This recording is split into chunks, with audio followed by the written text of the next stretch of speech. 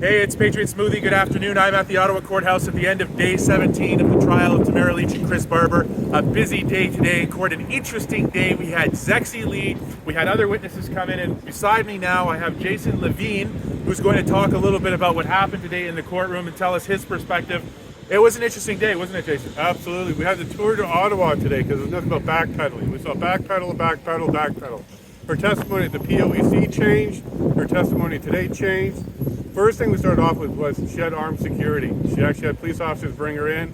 For some reason, she seems to be concerned about her security here in Ottawa. She's safe. She's safe. We also had contradictory information about the ambulances. She was concerned about ambulances being blocked, but we actually had evidence from the city that there was a report that showed that ambulance response times were not affected during the convoy. And we also heard about the eggs. She seems to forget who threw the eggs, where the eggs came from, how high they were, and what was going on. But we definitely had a lot of backpedaling here today. Oh yeah, and so let's just expand a little bit on some of that. So the egg issue, sorry folks, kind of windy. With the eggs, she had testified at POEC that somebody had gotten a carton of eggs and had their little moment of frustration and exacted revenge. But she kind of, again, backpedaled on that. She then didn't know how many eggs, if it was one egg, how many people were throwing. And she also seemed to suggest by her POEC testimony that there was more or less that she had observed the police. The testimony she provided in her evidence basically suggested that she had observed the police coming to investigate, but she later said that she learned about this on a Facebook group in the apartment building. And so it was a turmoil, she used the word, it was a turmoil on their Facebook group, and she felt also that it was an affront. She said this in the back and forth with Diane Magus for Mr. Barber, that it was an affront that the police had come to her building to investigate the egg throwing when there were so many other things she said were going around. The bylaw violations, the parking problems, the horns honking, the air raid siren that she did or did not, that she never observed, but she heard it was under a tarp. It was quite wild testimony, to be honest with you, and it was very contradictory. I think that the defense honestly struck a gold mine today. What do you think, Jason? Is that a fair assessment? I think it's pretty fair, and we had a lot of trouble with words too. She liked the word occupation. She used it a lot. She had to be removed from the court at one point so that the Crown and the defense and the court can discuss it. They reminded her to stop using that word. It's an inflammatory word according to the judge. So she has to use protesters and demonstrators, and she started to correct herself after that.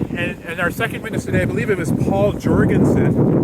Yes, it was Paul Jorgensen. He came because we did finish up with Zexi Li, so we finished the witness today, got started with the second. We still have one more civilian witness after this one before we move on to PLT witnesses, but there's also a disclosure issue we have to address concerning the PLT chats. The Crown has said that they found the remaining 400 or so emails attached to the signal chats irrelevant, so therefore they're deciding not to provide it to the defense. The judge saying that this is probably going to end up with a disclosure request, and it's going to be a problem that will take court time. So who knows what the future of witnesses, but right now we have Paul Jorgensen on the stand, again also using the word occupation. Yes. He was using it several times, and the court reminded him, actually Magus I think might have also objected to that, but the court reminded him that we use the word protester or demonstrator, and he did correct himself hesitantly, I would say, about that use of language at some points, but then he would flip back to using the word occupier again. I think at one point he said protester, demonstrator, occupier, whatever they were.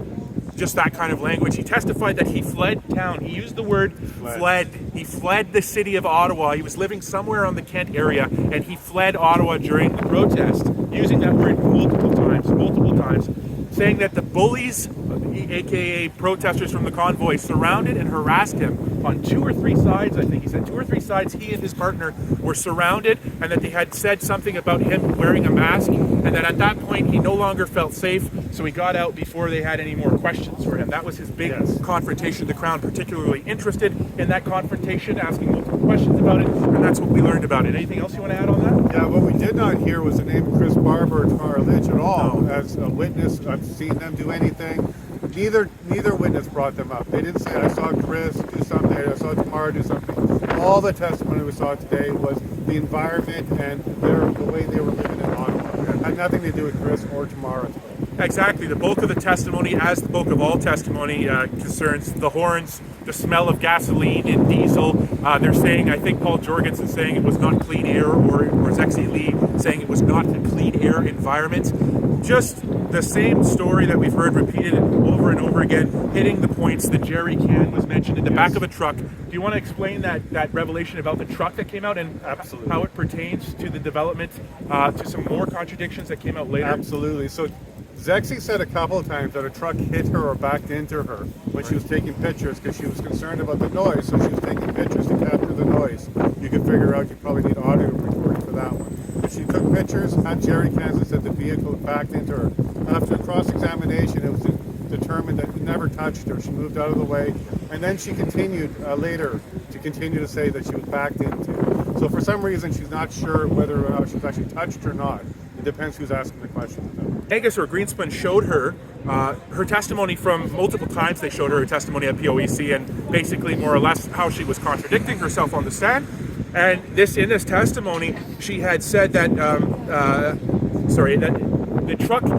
She never knew when that truck actually backed into her. She didn't know the date of that event. But all of a sudden, when she was asked about telling protesters that she said she was confronting them by making her presence known on the sidewalk or the side of the road. So that was her way of confronting the protesters in this area. And then after that, once they engaged with her, she engaged with them, and that's when she said her verbal accosting there of "go the F home, wherever you came from," something like that. And she also added, yes, when she was reviewing her POEC testimony about the specifics of what she said and how she said it, and whether or not she even said it, because Greenspan seemed to think that she didn't, because she said, "I think, I believe." So Greenspan was like, "Did you actually say it or not? You testified you did, you don't know when." That's where we're going in circles here. But during that development, we heard that she believes she got into that confrontation with those people. She said that, and that's when the truck backed into her as she was refreshing herself with her POEC testimony. So that's a very interesting development because she spent a lot of time testifying. She doesn't know when the truck incident happened. She doesn't know that. It went from the truck backed into her to the truck backed into her and she got out of the way to the truck backed out into her. She got out of the way, and that was just after she told the people to go the F home. Correct. So we've had multiple changes and developments in this story, and Magus, I believe, asked her, why did she not say that at POEC that in this way? And she said, I didn't feel I could volunteer that information. And Magus said, well, you feel like you could volunteer it now? And she said, yes. So just the interesting, constantly pivoting stories here. And another interesting development, you want to talk briefly about the lawyer situation over the lunch break? Oh, absolutely. Well, actually what happened was right before lunch, all witnesses in the middle of testimony, whether it's examination in chief or cross-examination, they're reminded not to speak to anybody about the case because they're still actually sworn in and the testimony is really important. So she was reminded not to speak to anybody.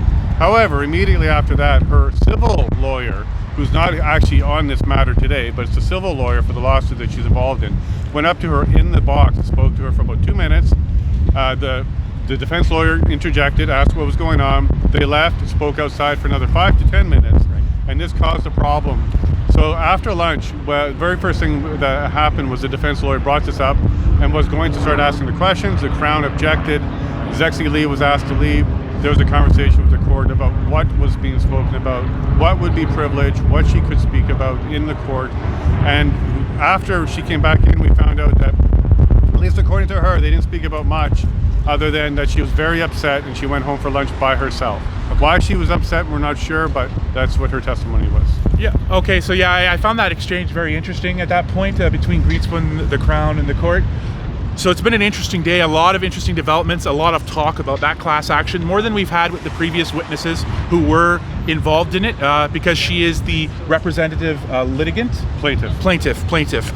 So she's a bit more important about it. So she's not talking about her solicitor-client privileges, but she's talking about the suit as a whole, affidavit she provided for the Justice McLean decision. There was a lot of back and forth about her agreeing to the Justice McLean's decision, specifically the part where he said the protesters, the defendants, and others are at liberty to continue in a peaceful, legal, safe protest if they follow the terms of the injunction. And she agreed that was the terms, but not necessarily what was going on. So there was a lot of back and forth. You can go and read the finite details on my coverage. Thank you so much, Jason, for being here. No problem. I look forward to him. He's going to be around, so he's going to stop in and be a regular feature on the thing here. So anyways, you guys have a great night. Thanks.